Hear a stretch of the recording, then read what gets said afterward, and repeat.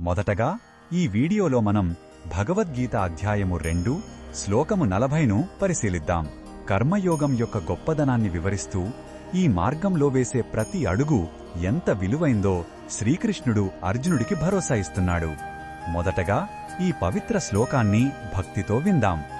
నేహాభిక్రమనాశోస్తి ప్రత్యవాయో న విద్యతే స్వల్పమప్యస్య ధర్మస్య త్రాయతే మహతో భయాత్. ఈ శ్లోకం అర్థమేమిటంటే, ఓ అర్జున, ఈ నిష్కామ కర్మయోగ మార్గంలో మొదలుపెట్టిన ఏ ప్రయత్నమూ వృధా కాదు. దానికి వ్యతిరేక ఫలితాలు కూడా ఉండవు. ఈ ధర్మాన్ని కొద్దిగా ఆచరించినా సరే అది మనల్ని సంసారమనే గొప్ప భయం నుండి రక్షిస్తుంది. అంటే పుట్టుక, మరణమనే చక్రబంధం నుండి మనకు రక్షణ కల్పిస్తుంది. ఈ శ్లోకంలో ఉన్న భావం మనకు ఏమి చెప్తుందంటే, ఇది భగవంతుడు మనకు ఇస్తున్న ఒక గొప్ప హామీ.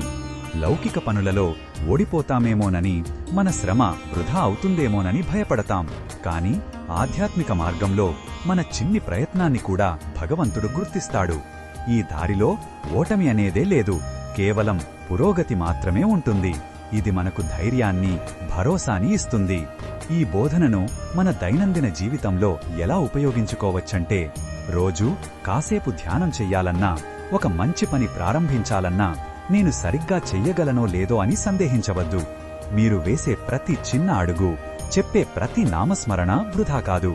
మీ ప్రయత్నాన్ని దేవుడు గమనిస్తున్నాడనే నమ్మకంతో ముందుకు సాగండి. ఫలితం గురించి ఆందోళన చెందకుండా మీ కర్తవ్యాన్ని శ్రద్ధగా చెయ్యండి.